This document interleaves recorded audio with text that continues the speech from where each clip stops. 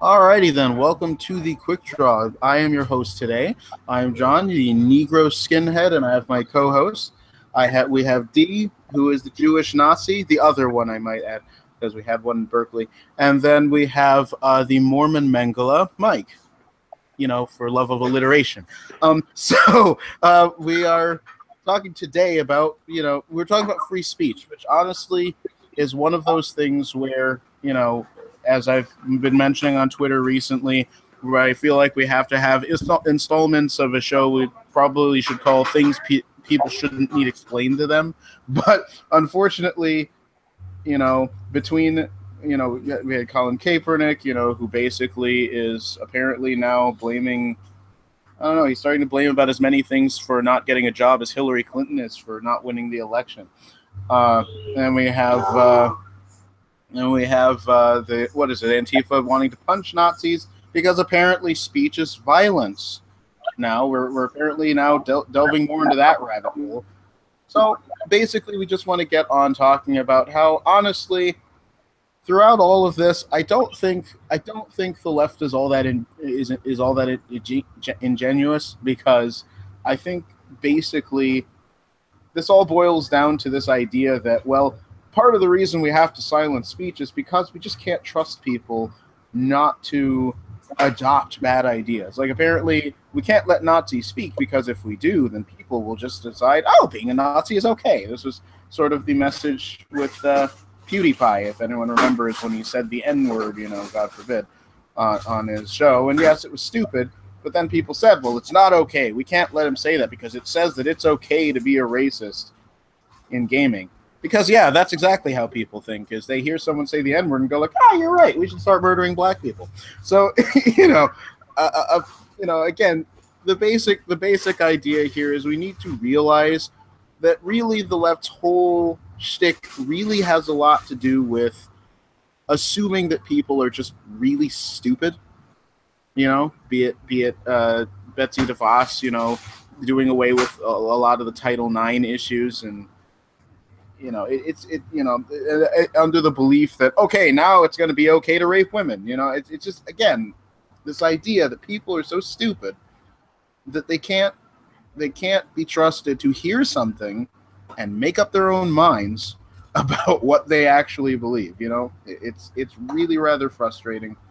We run into it a lot. I mean, on every topic it pervades with them, and so here we are. Which, it's kind of funny too, because it's like, have they made up their mind what exactly it is they're protesting? Because I've been following. I've only been following the football thing because it's on my timeline. Like, I don't even give two shits about. I don't watch football, guys. I'm sorry. I'm a nerd.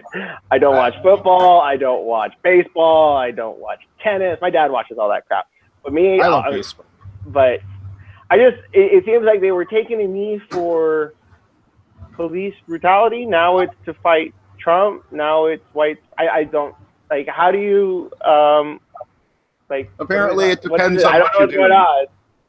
Apparently, the Asian doctor who made a fool of himself he's taking a knee to fight white supremacy, as he he's not taking a knee to fight MRSA. Well, I was saying apparently before that he was taking a knee to fight self-awareness, because he apparently was not figuring out that you're an Asian doctor. You probably make more than the average white person. So if the country is oppressing you, you kind of suck at it. The country sucks at it. In fact, you might say that America is the Colin Kaepernick of oppression. Is it Kaepernick or Kaepernick? I've been saying Kaepernick. I don't know. I think it's one of those things I've said. Yeah, it's one of those I've heard it both ways names, I think, is how it goes. Because I've said Kaepernick. Anyway. Well, yeah, exactly. He gets paid $19 million a year to suck at his job. That's oppression for you, right? That's my dream job right there. I wish I could get paid I wish I could get paid $19 million to suck at this. Steve, what were you going to say? I was going to say, back to your point, like, what are they marching for? It's, like, different every time. They had the March for Truth and the March for Science and the Women's March, and then the taking a day off. It's basically whatever whatever's the flavor of the week. Yeah. I mean, it's a free exercise plan. I'm sort of pro that, like, marching, right? Well, I mean, it's both the what is it? I thought both truth and science were racist, though, because I think science is colonialist, and the idea of objective truth was made up by white people, apparently. So again, when they mark science, it's science with a little TM at the end, or like a little copyright. Oh, right. Registered trademark. Gosh, it's that one science where men can be women. White people that white people patented. All right. Right. Yeah, exactly. So, so again, but still, it still goes back to this idea that why do they want to cut off, again, whether it's cutting off people from, even, I mean, how many topics have we talked about, where you could still go back to the root idea is people are too fragile to be trusted to believe the right things. So we need to control what they hear, whether it's, God forbid a black person be right of left because, oh my God, that might mean that white people will think that they're not harming blacks, which they're not. Women can't be trusted to hold any particular view because, God forbid, if we let them, people are going to just think that, oh, rape is okay, racism is okay, that's all okay because somebody said some stupid thing. Hillary Clinton, and I don't know if you guys have seen any of the excerpts or heard any of the excerpts from her book, but she went so far as to blame women for voting Trump, not because the women went to vote Trump, but because they were convinced to do so by their husbands or employers or right. male entity. And I mean, I Patriarchy. didn't vote for either of them, but at the same time, like, no one told me how to vote, and no one told me you have to vote for Trump, Deborah. We actually did. We told her she couldn't be on the show unless she voted a certain way. That's why we called the. We found out who she really voted for, and we're like, ah, shit, we gotta fire her. That's why we call the Patriarchy office at our ISP. And on top of that, I'm pretty sure, Mike, if we had your wife on, she'd probably say the same thing. I assume that, of course, she doesn't.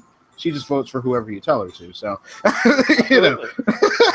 No, that's not how it's done. Like, I seriously thought that was how you're supposed to do it. Like, right. I cast my vote, and then I tell my wife, okay, now this is how I voted. You're going to vote exactly this way, or no shoes for the rest of the week. All right. Exactly. Right. You're going to go barefoot.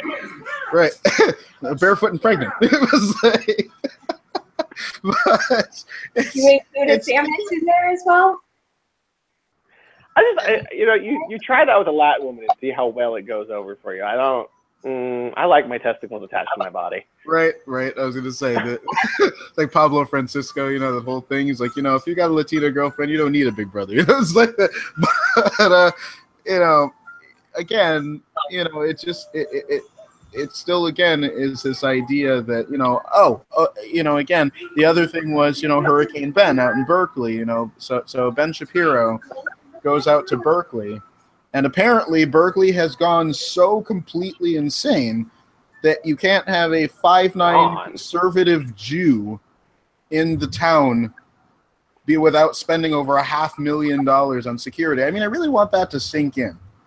That's more than $500,000, all because he showed up. I mean, do those people protesting even know what he believes? I don't think they do. I think half the people out there, no, not half. Let's try 80% of the people protesting him probably don't even know who he is.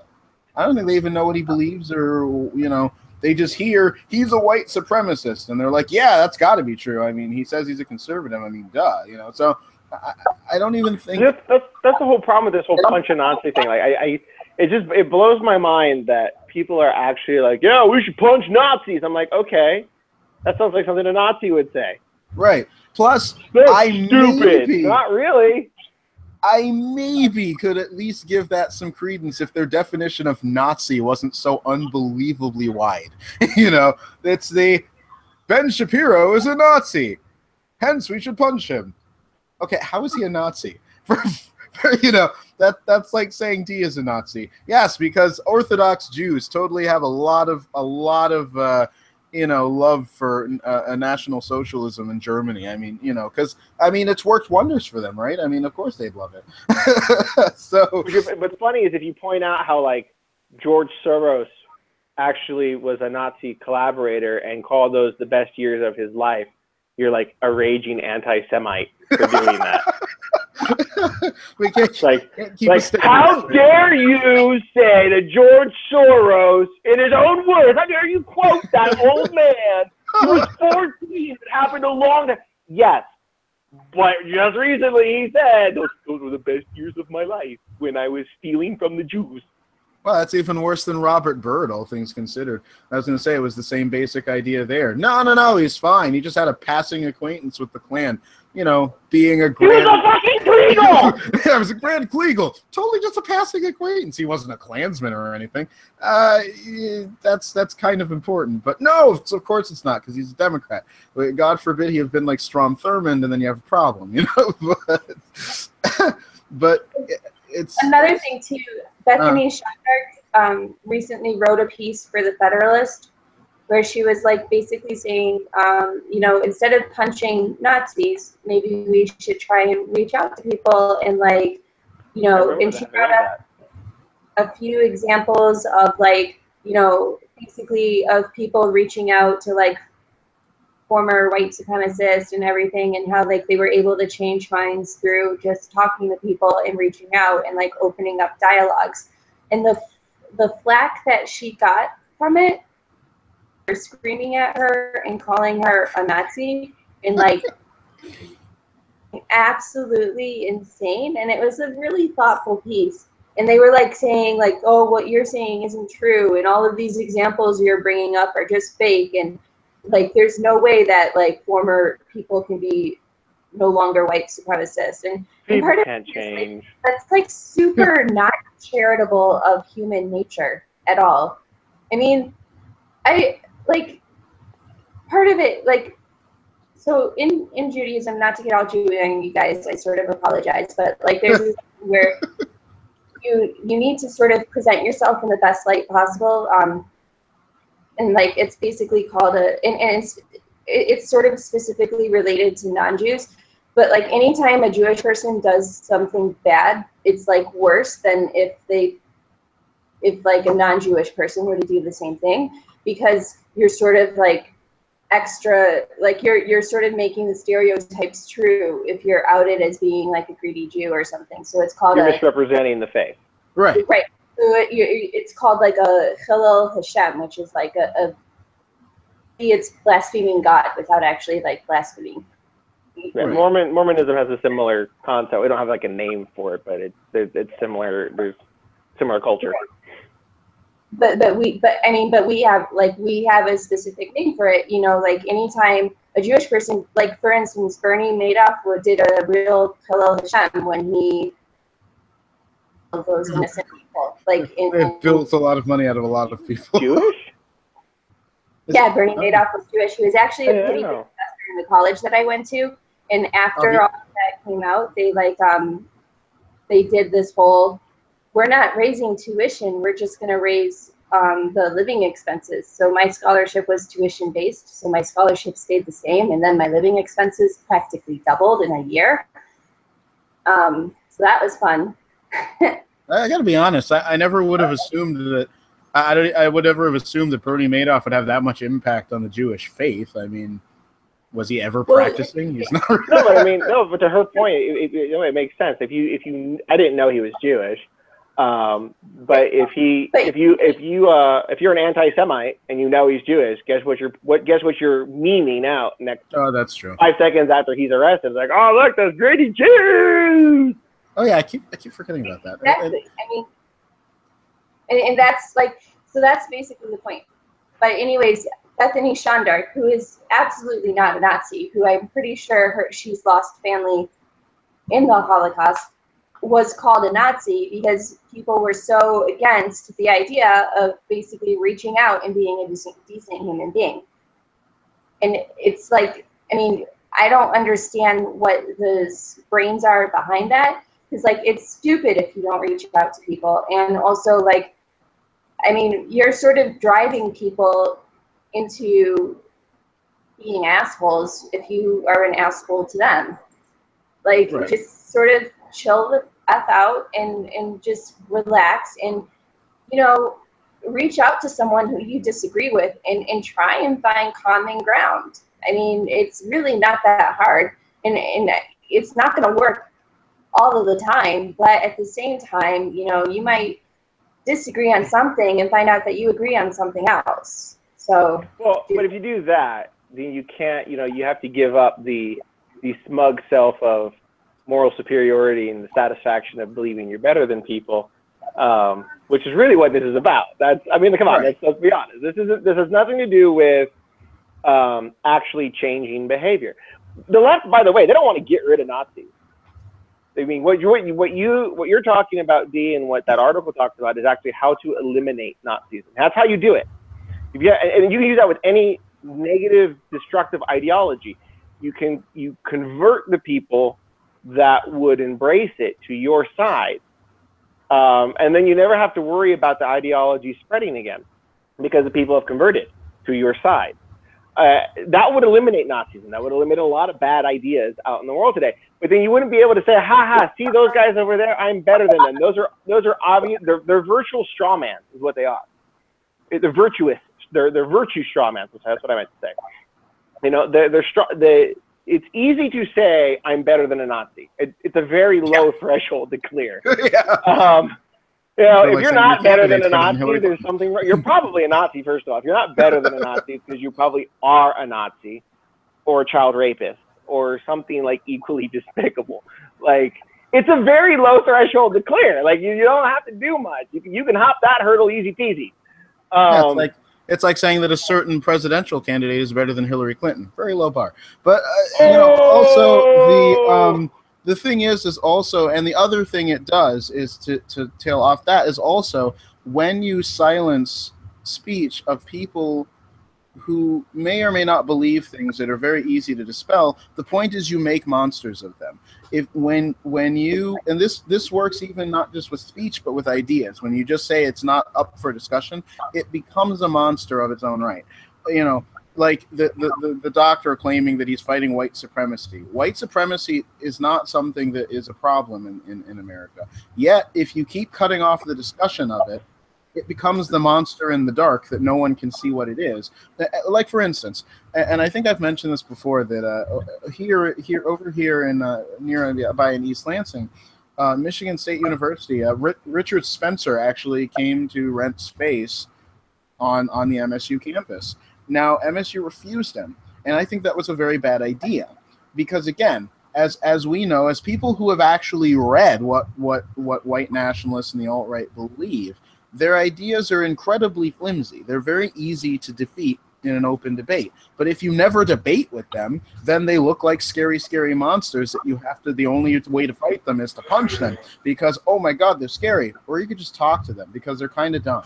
I mean, seriously. Well, that's a good point. It's ironic because what they're trying to do, because what the left will argue is if you give them a podium, right? If you give them space to talk, then what you're doing is you're legitimizing them. And right. what you're saying is, no, it's the exact opposite. When you refuse to talk to them, when you isolate them and marginalize them, that's what legitimizes them, because what you're saying in essence is, I have no argument. I can't beat you in the battlefield of ideas. Your arguments, they're too persuasive, they're too convincing. And if I give you a voice, if I give you a forum to debate your ideas, then what's going to happen is the people are going to see how good and how strong and well thought out your ideas are, and how flimsy mine are. Right. And that's problematic. Like the left and the alt-right are sort of, to me, they're like almost the same on almost every issue. Yes, they are. Where do they disagree? I really don't know. They don't disagree. They're the same on nationalized healthcare. They're both pro-choice for different reasons, but well, no, not for different reasons, for eugenics. So they're both pro-choice, right. Pro-abortion. They're both against international free trade. So like they're anti-free trade. They're both anti-Semitic. So right. Well, that was fun, wasn't that one, D? It's always inevitable that that's what happens. I had no idea who that person was. Like, I'm sure I'd seen her around, but I had no idea that she was like that big a deal with the left. Oh, yeah. Is it Palma? Is that her last name? Palma? L-A-M-E. I don't know. Well, I know who she was. Twitter is famous. I mean, but that wasn't even new for her. It's just the timing of it was so annoying. Until a major Jewish holiday when all of the Jews aren't online to like tweet something super anti-Semitic. Right. Without fail, every Jewish holiday. I honestly wonder if that was unintentional, because you look at some of the other stuff she posted that from like years ago, right? I mean, and it was really bad. It was like the Jews caused 9/11, like it was really bad, like. But it all slipped under the wire, like under the radar. Like none of the left. It was news to the left. Like the left was like, "Oh, I can't believe you did this. You're such a good person, and you're such a wonderful, asset to the cause." And then everyone on the right's like, "Guys, did you like see this thing from 2 years ago? Did you see this? Did you see that?" And they're like, "Oh, that's problematic." Like Rizmea Odette and Linda Sarsour. Like, and Linda Sarsour says that she's like a friend of Jews. She defrauded a cemetery. Like, she raised money for a cemetery and then never gave them the money. And then when they brought up that she never gave them the money, she said she was going to sue them for defaming her name. Instead of being like, "Oh, sorry, let me give you the money that I raised for you." Right, so, after the Hurricane Harvey money. The left worships Sarsour. I'm sure she. If you're Israeli or if you're pro-Israel, you can't. Yeah. You cut out there, D. Oh, Linda Sarsour said that if you're Israeli, you can't be a feminist. It's the Jewish patriarchy. It's cutting her out so she can't say the truth. Like, we keep cutting her out. So apparently they're eating their own, just like the left is lately. I mean, because, and see, that's the inevitable effect of having ever-moving goalposts, is eventually you have to eat your own. If there's one thing amusing about the whole thing, it's that the left is like literally attacking their own people. Like I said, my favorite example was Richard Dawkins, where the guy is like pretty much like half a step shy of communist. He's very anti-religion, and they're real happy with him as long as he's just out there, just ripping Christianity. But then they canceled a radio spot for him because they're like, "Oh my God, he said some very problematic things about Islam." Have you been listening to him for the last, I don't know how long, like his whole career? He hates religion. That includes Islam. In fact, he hates Islam probably more than any religion. Have you been listening? Because I knew that. And so they're just like, "We didn't know this. It's so terrible." Yeah, because you were so busy thrilling to him insulting Christians that you never bothered to consider that the guy who hates religion might hate all of them. So, it happens. Look at Bill Maher, who's not even paying attention to the fact that he's been banned from campuses because he spoke ill of Islam. And again, he's as far to the left as you want to go, but he's not sufficiently... he's not sufficiently far enough left, so of course naturally he gets attacked. And again, I feel like the left just pretends that this isn't true. They just pretend that no one's eating their own. They pretend that all because, again, like you said, Mike, and like I always say, I think it's to maintain a certain image. They can't let themselves be seen, or they don't want to let themselves be seen as people who do anything other than the moral good in all cases. And if what they do is obviously bad, then they will simply redefine moral good and redefine bad, just like they redefine Nazi in order to be able to say that, "Oh no, we're fighting Nazis. Antifa is perfectly good because, they're fighting Nazis." And I would always say, fighting Nazis isn't special. Nobody likes Nazis. But Yet, they have to be the ones on the white horse. God forbid anybody step in and steal that limelight. So, did you just call Antifa Antifa? I don't know. Is that what it is? I've always called it that. It's anti-fascist. It's Antifa. Fine, Antifa sounds like Antifa sounds like an ex-girlfriend's name. Oh, well, now I should keep calling them that.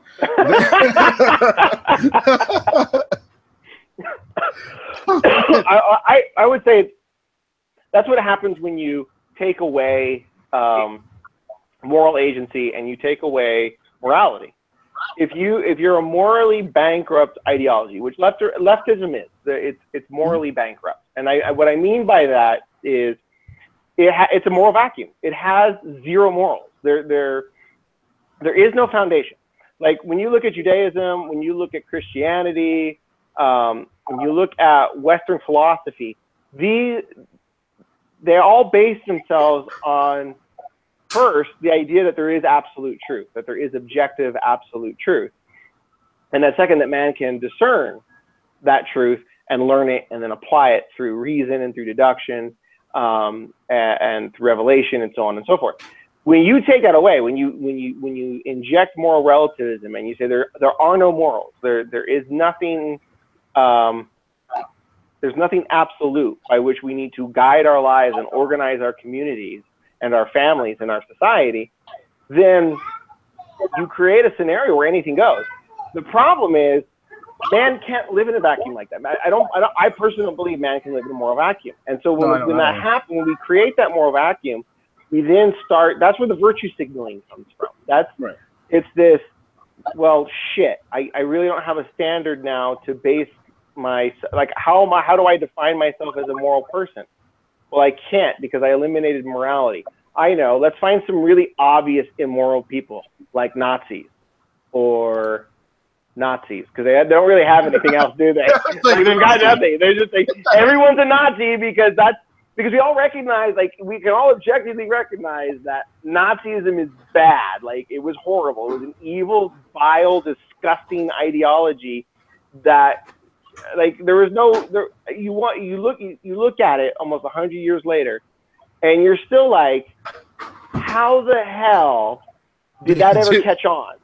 Right. Like, how did it ever enter into people's minds? Like, this is a good idea, guys. Let's try it out. Right. You know, there's some. Can you hear me? Yes. Yes. Okay. Good.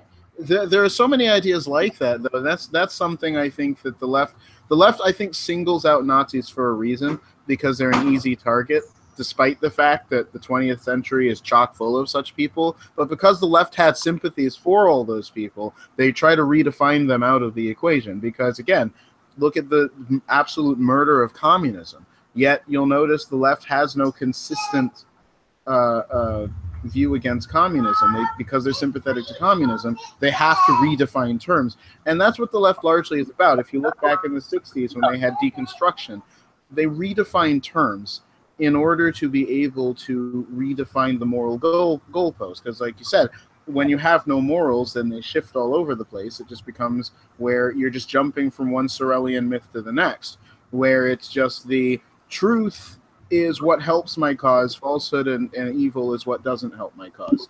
And that's it. And then you just redefine terms to fit that. And then when the terms change, you just redefine them again. I mean, again, if you look back, literally, again, anything you can do this to. What you redefine racism, because why? Because our villain has to be white people. We've redefined harassment. We've redefined rape because the enemy must be men. So women have to be the victims. We have redefined, colonialism for God's sake, again, to say that the West is evil because they've decided who the villain is already. So now they have to redefine terms in order to decide who the villains are. But for that to stick, people can't be allowed to contradict the narrative. So because we have free speech and they have to pretend that they look like they're in favor of free speech, they have to find a way to shift the definitions of terms to redefine the villains in their favor. But when people can come in and wreck the narrative, it's very hard for them to maintain it. That, I believe, is why they hate free speech so much, why they hate the idea that someone can come in and tell you You know, that I believe is why they define your own truth as your whole identity, because then no one can contradict you, because to contradict you is to literally say that you shouldn't exist. I mean, this is what they do with transgenderism. It's not the only area they do this, but it's one where they say, to say that transgenderism, you don't agree with the premise of it, automatically means that you say these people shouldn't exist. If you watch one of the Q&A sessions at a speech that Ben Shapiro gave, someone says exactly this. You're saying that these people should not be accepted in society. And he said, no, I'm just saying that no one has to accept their premise. But yet, you know, just like, again, it's the same thing with, oh, gay marriage. We want you to bake a cake for the wedding. And they say, no, we don't want to do that. Well, by saying that, what you mean is that you hate gays and you think they shouldn't exist. No, I'm just saying I don't want to buy into the premise. But it doesn't matter. Not buying in means that I hate you and you shouldn't exist. And this... Sorry, another example, just to sort of build on what you're saying, like you can sort of watch live in terms of how they're saying that when we say illegal immigration is bad, they're saying, oh, you're calling people illegal, and then they're fighting, like they're saying we are not illegal. Well, no, that's not what anyone is actually saying here. They're just saying that you should follow the law when you try and come into the U.S. You know, we're not trying to say that you can't immigrate to the U.S. We're trying to say that you shouldn't come here illegally and flagrantly disregard our rule of law. Like, and that is like the fact, like we're sort of watching the left in real time completely change around definitions and completely change around, you know, sort of basic facts in this issue in order to try and win. Because like when you just listen to them and their narrative, the right sounds like bad guys, and that's sort of, I mean, what's interesting to me is how they don't see how toxic it is. Like, look at the Kaepernick thing, right? So there's all this talk now about free speech this and free speech that. And what's interesting is they're against free speech. The left is against free speech when they don't like the speech, but they're pro free speech when they like the narrative. But now that they've kind of changed these rules, right? So it's okay to be for free speech when you want the message out, but when you want to silence people because you don't like what they have to say, then it's okay. Well, now we're seeing that with a lot of people that are demanding for, you know, NFL players to be fired. Well, I don't really care. I mean, I don't watch football anyway. Like, I don't give two shits about what they do is what they do. Now, do I think they have a right to protest? Yes. Do I think the NFL has a right to kick their ass to the curb if they don't, you know, if their protesting impacts negatively financially the business goals of the NFL? Absolutely. They're a private organization. They have every right to do whatever they want to do. And yet what we see are, you know, it's that bake that fucking cake again. It's that's what this is all over again. But it's spreading now to the right, where the right is saying, you know what, we're going to play by the rules that the left has established, which is we're not going to let people say things we don't like. We're not going to let people disrespect the flag, and we're not going to let people disrespect the anthem. Never mind that the right disrespects the flag according to the code all the time. It's a really great thread that the Huffington Post ripped off because they're a bunch of assholes. This guy, I don't remember his name. I'll find it and retweet it on my Twitter account. But if you just read it, all he does is he goes through the U.S. code of like the flag code, like how to respect and honor the flag, what shall not be done and what shall be done. And then he puts pictures of all the ways that Americans, and especially when it comes to sports, violate the flag code. Whether it's wearing the flag or using the flag as a napkin, which you're not allowed to do that. You're not allowed to use flag as a paper plate or anything that can be disposed. You're not supposed to lay the flag horizontally like they do on the sports fields from time. Like, there's so many ways we violate that we dishonor or violate the flag. Personally, I don't get what the big deal is. Like, it's a piece of cloth, okay? Right. Yes, I get it. It's a symbol. Yes, I know people have like fought and died and sacrificed for what the flag represents. But at the end of the day, symbols are symbols. They mean what you want them to mean. And the flag itself is just an icon. It's just a piece of cloth. It doesn't mean anything except what you want it to mean. Well, it's just like the anthem. Our anthem sucks, okay? I'm going to say that right now. Our anthem is garbage. I hate it. It's hard to sing. It's bombastic and bellicose and jingoistic. By the way, guys, people on the right that are like, no, the anthem's great. Woodrow Wilson picked out that anthem, okay? It's bad, all right? If Woodrow Wilson's name is on it, it's bad. Just kick it out. Get rid of it. We don't want it, all right? We want nothing to do with it. All right, let's go back to My Country 'Tis of Thee. We can sing the 4th verse. That will make liberals' heads explode, okay? Just Google it. It's funny. Trust me. Yeah. And I might add that, you know, going back to the idea of creating obvious enemies, what Dee was saying earlier also ties to that, because, again, when you're morally bankrupt, you have to keep creating new enemies every day. And so, you know, again, whether it's redefining Nazi, redefining rape, like we said, the thing is that, again, when you do this, it has an effect. Like you said, it's toxic. What ends up happening is, like you said, if the left wants to, you know, say that, the right goes crazy on, okay, you know, we won't let anyone dishonor the flag. But I also see, like, for instance, you know, it's sort of like when the left was okay with the president, the office of the president accruing all this massive executive power, and they were okay with that as long as Obama was wielding it. But then the minute it became Trump, suddenly they wanted to lament the imperial presidency. My CODIS! We gotta follow the Constitution, guys! Right. Suddenly it was so important that the president be reined in, as long as the president was someone they didn't like. And this is, again, one of the core things I want to get at, is that I find leftists on most subjects tend to be very disingenuous. They tend to be people who say they're for one thing, but ultimately are really just doing it because they have a underlying need to be morally superior and to be someone's savior.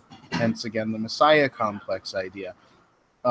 You know, and that's why they have to redefine and twist and fit the situation to make themselves out to be the good guys against ultimate evil. It can't be, oh, we're having a debate. Oh, we're having an argument over something. It has to be, no, we're fighting and crushing evil. You're evil. It's not a matter of you have a different opinion. You're just evil, you know. So, you know, it was one of those things that, you know, you just have to, call them out on constantly. You have to make sure to catch that the goal is constantly to create a villain so that they can see themselves as the good guy, because that's the weak point I think the left has, is that they must be the good guy. Must be. And on that note, apparently they're ramping it up to 11. This is from Politibunny. She's like, this whole take it and eat thing is stupid, and apparently people are not actually arguing because, as to your point, we need new enemies. Well, I guess you're okay with grabbing pussies. What? Why? Why is this? Why is this happening? Like, I don't understand. Like, because we're still in 2016. I really suck. I think we're going to be living in that year for the next, like, at least 8 years. I think it's going to be 2016 forever. I suppose on the bright side, it means I don't age, right? That's the weird thing, because like Shapiro was saying, and a lot of people were saying, it's like the opposite. We're stuck in a year, yet everyone's aging faster. Like, just dealing with it just makes you age like 50 years every time you, like, even look at the news. So it's like, we're not moving forward, but everyone's getting old. we can say goodbye to the dumpster fire now, and we can actually say hello to the greasy kitchen fire, because apparently that is going to happen. That there was a meme that came out, and it was in the stadium, and apparently some shit set on fire, some like food or something, because the grease trap got clogged. Right. And then I guess it was like one of those portable oven things. Right. So the grease trap got clogged. Food is on fire, and everyone's just going about their business. This is fine. This is fine. Yeah. It's fine. Nothing bad is happening. It's like the ultimate kitchen disaster from that episode of Mythbusters. You know, they dropped a can of soup stock in a grease fire, and it basically was like a miniature nuke. It's like that, basically. Yeah. But, you know, it's just one of those things where I have a it really does become so hard, and it goes all the way back again to fatigue. People just get tired because I know I do. You look at the news and you're like, on the one hand, as somebody who wants to engage issues, I want to do it, but then I realize just what it takes to do it. Right. Because you have, like I said, you can't even have civil discussions like within your own like in groups like that. I have a really good friend on Twitter and she and I love to debate. And I like talking with we it's funny because we will agree on the premise, we'll agree on basic fundamental principles, and we'll almost always kind of get to the same conclusion, but somewhere in between we just don't agree. Right. But we have really fun like intellectual civil discussions, and we either end up agreeing to disagree or we understand why we disagree, and then we just say, okay, well we somewhere in our argument, we placed more value on this principle than this principle, which we both share. But because of our backgrounds, our biases, our experiences, we diverged. And it's fine. That's the beauty of it. That's like, it's a wonderful thing. I love debating this person because of that, because then I get to see like where my own biases lie, and I get to see like where my values are, and then I can either reassess and say, okay, maybe I actually do want to like change my view or shift back towards the middle, or what have you. I won't name her, but who I think she is? I don't know. I have no idea. Never mind. But I have no idea who you're referring to. You definitely have to show. But the funny thing is the same friend is like, I think I'm going to quit Twitter because I cannot stand the fact that it's a constant dumpster fire. And I don't blame her. Like, it's just like, there's this anger and this rage and this inability to actually like debate differences. It's really intolerant from both the right and the left, but it's the left's fault. Let's be honest. Okay. It's the left's fault. You injected the poison, leftist. You put the poison into the system. You don't get to like get pissed at the right because we've been poisoned by the shit that you put into the system. Well, there's somebody on Twitter I just kind of started. It was like a recent thing. She posted just this beautiful thread. I loved it about, mostly just because I liked it because it was. I know what you're talking about. She is one of them. Yes. Okay. Well, it's just a person who basically just stepped out of the narrative and said, you know what? I'm just not even going to buy into the premise. I'm just not going to do it. And I appreciate, God forbid I put it this way, but I appreciate especially white people who do that, who just realize, look, I don't need to deal in the whole, am I privileged? Am I not? Am I racist? Look, it doesn't matter. You're not. If you're not, you're not. Don't care what anybody says and just let it go. Because honestly, if you get caught up in trying to argue that, it's a never-ending fight. Because again, the left has to see you as the villain, has to. So they will find ways to redefine things to make sure you are. It almost is not worth arguing because they'll just find a way to redefine terms to make you the villain anyway. So just stop. Just don't buy into the premise. Just let it go. But I will say that's actually that's like one positive thing that's come from the left being a bunch of shitbags is like you actually reach a point where you just don't give a fuck. You're like, okay, I'm going to come to terms with what I believe. I'm going to believe what I believe. And now some people are just, they go the opposite direction. Like, well, if it doesn't matter, if the left's always going to call me an asshole, no matter what I say or do, then I'm just going to be an asshole for shits and giggles. And that's stupid. That doesn't help anyone. That just makes you an asshole. That doesn't make you anything productive. But if you're like me and a bunch of other people that got to a point where just like, I really don't care anymore. No matter what I say or do, you're going to call me an asshole. So I'm just going to be an asshole that gets shit done. And you can call me an asshole, and you can call me racist, and you can call me homophobic, you can call me whatever you want. I don't give a shit. But I'm going to get shit done. I'm going to get it done, and then you're going to hate me more, and that's just going to fuel me to get more shit done, and you're going to hate me more, and it's just a never-ending cycle. But I'm going to get shit done, so fuck you people. I wish the Republican Party thought that way, because I really wish they did, because they're doing nothing and they're being stymied, I'm sure, by lots of different things. But I mean, at the end of the day, I really feel like Shelby Steele's rule is kind of playing into all this. That Shelby Steele said that half the stupid things that white people do in this country is to avoid being called racist. Half the stupid things that black people do is to avoid being thought of as inferior. And I think that at the end of the day, that's really what it is. I think something like that is this idea that people are just playing to not wanting to be called, a certain thing. So they go around dancing around it, trying to not be. And in the end, they can't do anything. They can't say anything because they're trying to please them.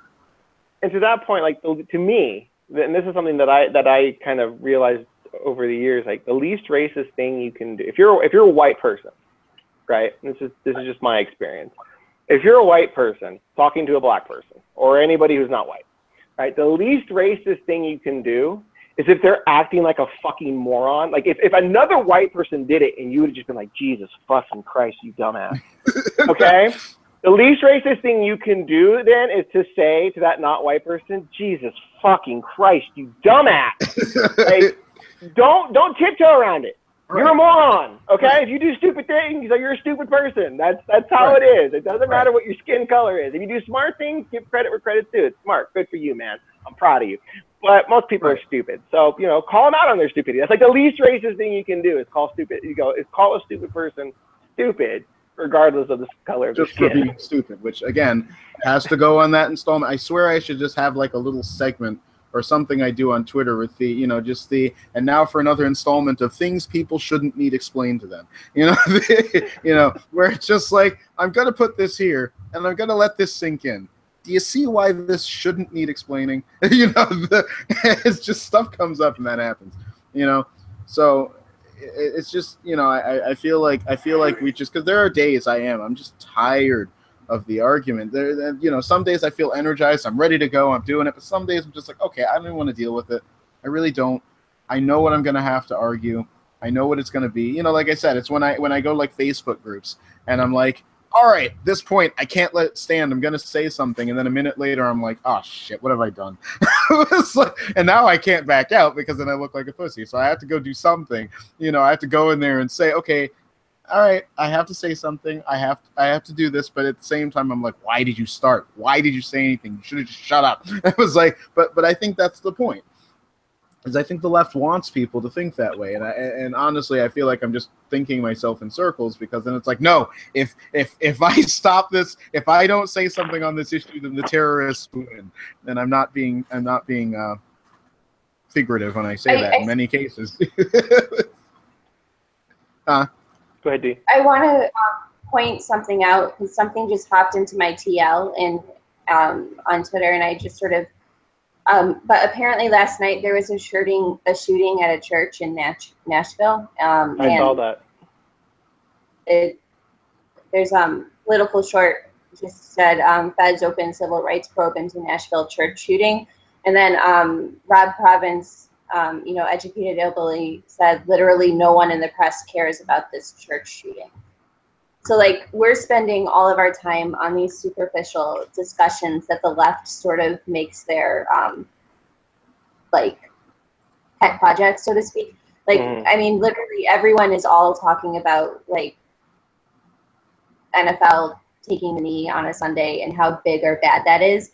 And like they're not covering important stories or things that we should be concerned about. And like it doesn't that like frustrate anyone else? I mean, like I the only reason I didn't look more into that because I saw that too pop up and I was like, oh, finally something important to talk about. But the only reason I didn't go further into it was because the moment I took like it took me 2 seconds into that topic and everyone was like, see, I bet you it was a white guy with a gun and he was shooting people because he's racist. I'm like, I'm done. I'm not going to do this today. Maybe tomorrow. Maybe I'll fuck with it. I'll fuck with it tomorrow, but not today. The NFL actually seems kind of interesting now. I'm going to go back to that. Mostly because at least the arguments are easy, but it's terrible because again, it's to the point now where we see the headline and we already know what the answers are going to be. We already know the narrative. That's another frustrating thing is this. They don't do past the headline. The headline sets the narrative, and then everybody's debating the headline. And then when you actually read the article, you're like, this doesn't say what you're arguing. Like this lawyer, what's his name? Seth Abrahamson. I can't remember his name, but he's a far left nutter. And he's pushing this Russian conspiracy, my collusion.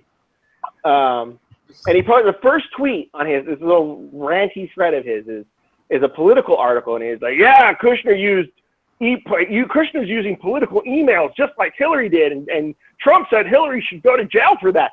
And then I read through the article, and then about halfway through it says there's no evidence that Kushner shared classified or sensitive material. Well, that's an important distinction, okay? That's like, that was why she would go to jail. It wasn't because she used a private email. It was because she used a private email and classified and sensitive material were in those emails. That was the problem. It's against the law to mishandle classified information in a private email. It's not against the law to use a private email. Like, it's just stupid. But the headline, you could draw the conclusion that Kushner's under investigation for using private email. And again, to go back to narratives also, because I remember Dee mentioned this during one of our previous episodes where she was saying that, this was about, supposedly racist police and the idea that, why don't they, when you said, do you lived in Detroit and you saw genuine cases of police malfeasance, and why don't groups like Black Lives Matter pick those? And I said at the time, because I think in their heart of hearts, they understand that most people would agree that those were terrible cases if they picked them. So they purposely pick cases where they can, again, have moral superiority, where they can say, hey, anyone who opposes us is evil, because what they're saying is they pick cases where purposely they can claim that everyone's racist by changing the rules to say that anyone who disagrees with us on this issue is racist. They couldn't pick a legitimate case, because if they did, then everyone would agree. But they picked an illegitimate case because they know people are not going to agree, and that means they can then define everyone as racist because, oh, you're just taking the side of the police all the time. And again, it still goes back to that idea that we must be morally superior, have to be, and this idea that people are so stupid, we can't trust them to believe certain things, so we have to just put out the ideas for them, That's such punch everyone that disagrees. Right. It's such a nihilistic viewpoint, though. I mean, I totally understand what you're saying, and I don't disagree. But it's still incredibly nihilistic and depressing to think that, like, because, I mean, it's insinuating that no one ever wants to solve any problems ever. Because I don't think they do. There's money to be made in not solving problems and then saying that you can solve them. I think that's part of I think that's a lot of people's frustration with the GOP is for 7 years they said, oh, there's these problems, we got to fix them, but you got to put us in the office first, and we got to raise money, and we got to do this, and this.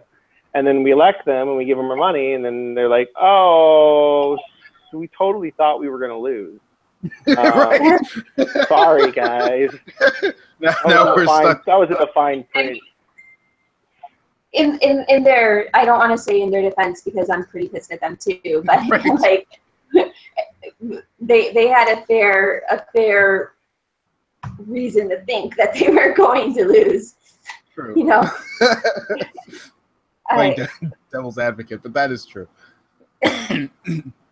But yeah, you think they'd have a plan? You think they'd have some reason to, like, just in case, like right? A plan B. Most isn't that like plan B? Isn't that like a sign of leadership? You got a plan C, D, Q. Like. Right. I don't think they wanted to win. I think they like being the minority party with no power. Yeah, because you can raise money. You vote Democrat, and they give you everything that they told you that they were going to give you, which ends up being shit for the country. And then you vote Republican, and then they don't give you anything that they told you they were going to give you. And we end up getting Democrat policies. Right. And then on top of that, worse yet, exactly what we predicted during the election, which is not only do we get Democrat policies, but then we get a hollowing out of conservatism where it's, okay, everything becomes, and again, this is this problem that also crops up on the right here is where they say, okay, well, everything is through the lens of pro-Trump, anti-Trump. Never mind, okay, is this good policy, bad policy? Nope, it's just, again, like Kurt Schlichter. You know, when we, wasn't it Kurt Schlichter who was there? Because I remember that argument. I think me and Roadbeer were arguing with him for a good few hours where. I missed that. Where, I mean, I believe it happened, because if it was you, Roadbird, and Schlichter, man, that would have been epic. That would have been epic. Well, because Schlichter was just doing this whole, again, everything for him seems to be pro-Trump, anti-Trump. If you're not on the train, if you're not on the Trump train, then basically you're just trying to derail him. You hate him, blah blah blah, and you can't seem to. I don't think that's Kurt's position, to be honest. I think his is more like anti-liberal. Okay, well, yeah, that's true, but we're getting to that point where, you know, it's okay if he does things that are not particularly, you know, going very much against the conservative grain, that we just say, oh well, you know, it's either that or the Democrats, and then again the same basic idea that we had during the election, which is, well, it's either that or the Democrats, so you just have to go along with it, and then that becomes the conservative standard, and conservatism basically drifts away into God knows where. And I think that was our original problem during the election anyway, was this idea that this would happen. And a perfect example there, the perfect example that ties into what we've been talking about, you look at the Kaepernick, you know, NFL take a knee thing, right? If they were taking a knee to fight abortion, to protest Roe v. Wade, I guarantee you we'd still be having the same shit show. It's just the sides would be switched. Who supports who and who wants who fired. Right. I mean, you see the same arguments. You would see the same arguments. You know, oh, they have a right to free speech. They have a right to protest. Only that would be from the right and not the left. And then the left would be like, no, you know, they shouldn't be politicizing sports, and this is stupid, and we should boycott that. Like, it would be the same fucking words, just coming out of different mouths. Right. I mean, other than, you know, some of us who are smart enough to realize that, hey, it's a shit show. They're private. They're a private organization. They can do what they want with this, and it's like, you know. But still, even so, you're right. Mostly, it would just be a switching of the two, and it's frustrating because I think that one thing you did say is the left going insane is a double-edged sword. It's a double-edged sword because on the one hand, the left is so insane that people in the center and slightly left are starting to say, okay, I think I may not want to be a leftist anymore. That's a good thing. But on the other hand, they're so bad that it's very easy to look good by comparison. So, you know, so it means that that Republicans can get away with a lot of things they normally couldn't because because the opponents are so bad, it's easy to look good, you know, just in comparison to them, you know. Yeah, I mean, it's all a shit show. It's all frustrating. It's exhausting, and the fact that we're shutting down all like across the spectrum instead of like having engagement and talking with each other. And I just sort of want to point out also, like, it's not. I mean, like, even Ben Shapiro wrote, like, when he went to Berkeley and he wrote his final thoughts after the Berkeley thing, he was like, you know, there was like a small crazy group, and that's what like everyone sort of filmed. But there were still people that engaged with him, and there were still normal people there. So I think it's important. And I mean, I know we all have those followers on Twitter who are more left-leaning, who will engage or debate or talk with us. And it's important that we alienate them, that we just sort of keep them disagree with people, and you can still get along and still be friends, and you can reach different conclusions and still be good. So I think like it's sort of important that we all keep that in mind. And you know, you can disagree with someone on almost everything and still get along with them. And you know, sometimes disagreeing with people makes things more fun. Yeah. I just in general, like when I hang out with people, I don't want to hang out with people that I agree with on 100% of the things, because we're not going to have anything to talk about. So yeah, so that's basically my like, it's okay to disagree, and it's okay to talk about what you disagree about, because then you're going to have more fun.